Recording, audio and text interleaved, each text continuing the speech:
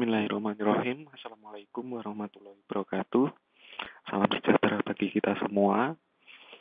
Balik lagi dengan saya, Saiful. Hari ini kita akan mendemonstrasikan penggunaan software HiScore Plus. Jadi software ini merupakan bawaan dari bila kita membeli XRD, kita pasti didampingi dengan software ini. Software ini tuh bisa digunakan untuk data pengukuran alat analytical. Nah, bukan itu fokusan kita. Jadi kita akan membahas bagaimana kita menggunakan software ini. Jadi maaf. Jadi sebetulnya cara kerjanya itu hampir sama dengan Match. Yakni untuk analisis kualitatif itu kita perlu ada beberapa hal yang harus diperhatikan, yaitu posisi difraksi antara database dan data pengukuran itu harus sama, kemudian urutannya juga harus sama, seperti itu. Jadi dua hal itu yang paling penting. Nah, sekarang kita mulai dari data yang awal dulu. Jangan ini dulu lah, yang satunya. Nah, ini merupakan data sintesis penelitian saya. Ini adalah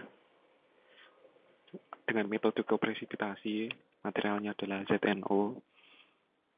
Jadi preparasinya dengan kopresipitasi. Nah, untuk detail kopresipitasinya teman-teman bisa cari.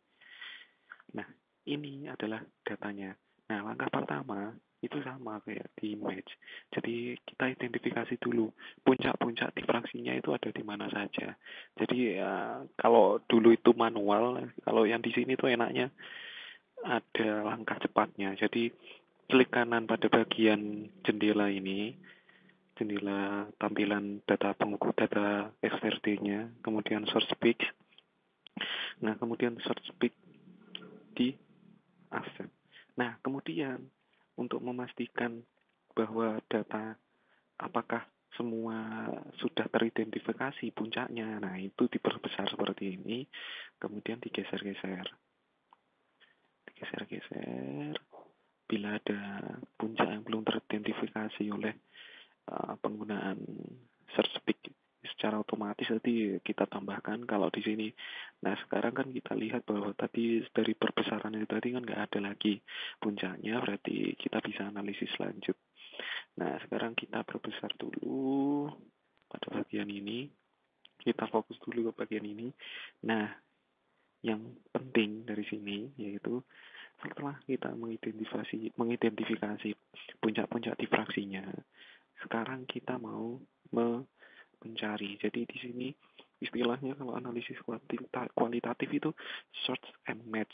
Search itu maksudnya itu mencari, match itu mencocokkan dengan database-nya.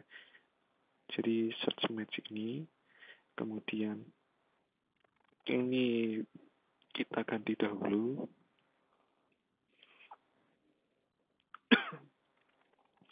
Nah, sekarang kita posisikan pada tidak ada yang dipilih sama sekali unsurnya. Kemudian saya milih ZN sama O. Warna hijau ini menandakan bahwa nanti itu unsur yang fasa yang fasa yang tertampil itu hanya ZNO saja. Jadi kalau nanti katakanlah saya buat ZNO-nya itu warnanya biru, berarti minimal ada salah satu saja, bisa ZN, bisa O, atau ZNO, seperti itu yang muncul database-nya seperti itu. Nah, sekarang saya sudah yakin bahwa ini adalah ZNO, ya ini diklik OK, terus di close, di search. Nah, jangan ini setelah itu kita bisa memilih mana sih data yang sesuai. Nah, kalau misal katakanlah ini yang saya pilih ke sini, nah ini nggak bisa langsung dipindahkan ke accepted pattern. Nah, Karena apa? Karena di sini belum di oke. Jadi ini di oke dulu, baru katakanlah saya mau ambil ini, saya drag ke situ. Nah, berarti apa namanya? Ya, database yang kita pilih atau yang sesuai dengan data pengukuran kita itu adalah ini. Nah, sebetulnya langkah memilih mana sih database yang pas kiranya antara data apa namanya, kalau di analisis kualitatif seperti yang saya katakan di video analisis kualitatif dengan software match yang lalu itu kan apa namanya, analisis kualitatif itu mencocokkan data pengukuran kita terhadap database. Jadi database ini, data pengukuran kita itu cocok dengan database mana sih gitu. Nah, kalau yang kuantitatif untuk yang metode reveal itu kebalikannya. Setelah kita memperoleh database yang kita analisis, baru kita model yang kita pilih itu tadi, model yang dipilih dari database itu tadi, kita apa namanya, istilahnya itu diregresi tak linier dengan metode reveal itu tadi supaya cocok dengan data pengukuran kita seperti itu. Nah, kita fokus saja di sini. Berarti apa namanya? Seperti yang saya katakan tadi di awal, kalau memilih analisis kualitatif itu posisi puncak dan apa namanya, urutannya itu harus sesuai. Maksudnya ini data pengukuran kita ini tinggi puncak pertama, 2, 3, 4, 5 dan seterusnya. Nah, database-nya juga gitu. Apa namanya? Yang sini juga yang pertama, yang kedua, yang ketiga, 4, 5, 6 dan seterusnya seperti itu. Kalau kita lihat ini posisinya, pertama kita identifikasi posisinya dulu ya antara database dan pengukuran. Ini ini di sini ada data apa, posisi puncak database. Di sini ada data pengukuran. Database pengukuran cocok, ini juga cocok, sebelah kanannya lagi cocok, ini juga cocok, cocok, cocok, cocok dan cocok semua. Nah, sekarang ini sudah apa namanya, uh, langkah yang apa namanya, sudah step yang baik gitu loh. Jadi langkah selanjutnya yaitu lab terus. Kalau posisinya sudah cocok, bagaimana dengan urutannya? Nah, kalau dilihat ini, urutannya kan ini yang database pertama, pengukurannya juga pertama. Ini yang kedua, database-nya juga kedua. Pengukuran ini yang data puncak ini yang ketiga, database-nya juga ketiga. Jadi minimal itu ada tiga posisi puncak itu sesuai dan urutan ketinggiannya pun juga sesuai. Kalau lebih dari itu, kalau minimal kan berarti ya minimal tiga. Kalau lebih dari tiga malah justru lebih baik. Kalau semuanya cocok ya juga lebih baik seperti itu. Jadi kalau dari data ini kita dapat simpulkan bahwa eh, bahwa fasa yang terkandung dalam material saya yang saya gunakan ini tadi ZNO itu sudah cocok dengan yang ini seperti itu. Untuk memilih ini juga harus hati-hati teman-teman. Jadi patut di apa namanya, ya hati-hatilah seperti itu. Nah, selanjutnya karena ini adalah satu fase, kita lanjut yang kedua yang sini. Ini adalah yang beberapa fase. Ini juga sudah kelihatan. Tadi kan sedikit kan puncak-puncaknya hanya ini kan. Kalau dilihat seperti ini yang ZNO, sedangkan yang di sini itu ada puncak-puncak lain gitu loh. Ada ini yang utamanya, terus ini ada yang kecil-kecil sama ini yang nyeleneh satu ini. Nah, langkahnya juga sama, search, search big, search big, dan diterima saja. Nah, kemudian diperbesar seperti yang tadi. Kemudian ini digeser-geser. Menggesernya bisa di sini, bisa di sini juga. Digeser. Ini sudah. Nah, ini ada satu yang belum.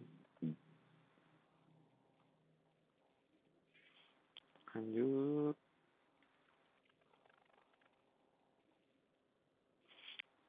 Jangan dulu lah.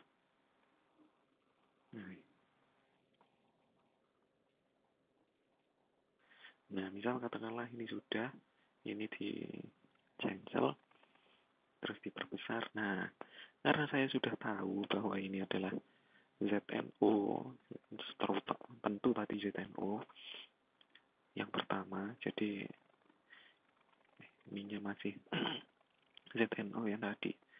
Jadi kita search dulu, oke, katakanlah saya milih ini lagi, kan sudah, kan kalau saya milih ini berarti kan posisinya sudah, ketinggiannya juga sudah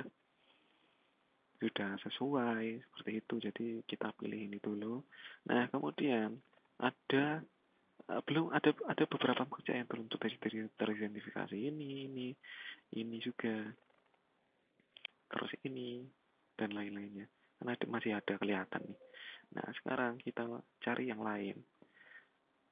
Jadi ada impuritasnya itu ini sama ini. Nah ini perlu diketahui teman-teman, ini histori itu sangat penting ya, sejarah.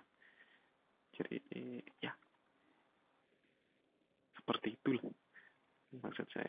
Nah ini ketahuan lagi. Nah ini puncak pertamanya si Simon Collate. Terus ada beberapa puncak lagi yang teridentifikasi di sini. Seperti itu. Nah, jadi kita pilih ini. Nah, kemudian masih ada lagi puncak yang belum teridentifikasi. Seperti di bagian sini, kecil memang. Terus di bagian mana lagi? Nah, ini satu lagi ya belum. Nah, itu bisa dicari lagi sampai ketemu. Mana ini? Oh, ini search match, edit. Nah, saya ini ada lagi satu ini.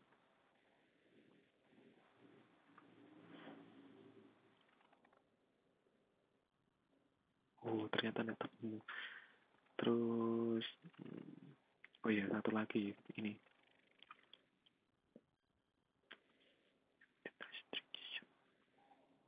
Dihapus.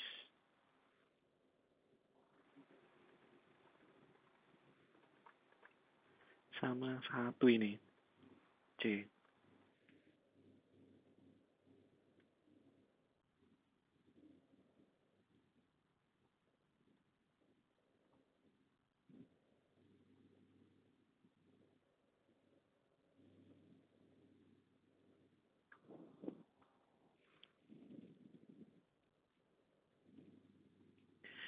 Nah.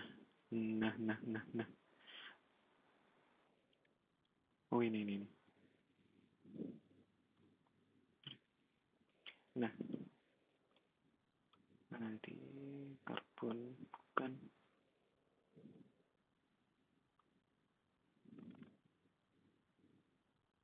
Nah, sebetulnya ini ya, apa namanya? Masih ada dua puncak ini, yang sini sama bagian sini itu belum yang terutama inilah yang belum teridentifikasi. Nah, ini sebetulnya kalau saya cari di software Maps itu sudah ada. Jadi di sini tuh fasenya ZN OH 2 kali, ZN dalam kurung OH 2 kali. Jadi di sini rupanya database-nya ada yang kurang di ZN OH 2. Jadi kiranya seperti itu ya kawan-kawan untuk identifikasi fasa secara kualitatif untuk menggunakan software High Score Plus. Jadi sebetulnya itu mirip saja dengan software match, hanya inilah apa namanya, tampilannya dan cara kerjanya saja yang sedikit berbeda, tapi basic dasarnya itu sama seperti itu. Jadi kurang lebihnya seperti itu ya teman-teman. Terima kasih atas perhatiannya. Bila ada hal yang ingin ditanyakan kepada saya mengenai ini ataupun topik-topik yang lain yang relate dengan penggunaan analisis kualitatif ini, bisa komen di bawah. Saya sangat terbuka sekali kalau misal teman-teman bertanya, kalau saya bisa akan saya jawab seperti itu. Selagi ada paketan juga. Jadi terima kasih atas perhatiannya. Wassalamualaikum warahmatullahi wabarakatuh.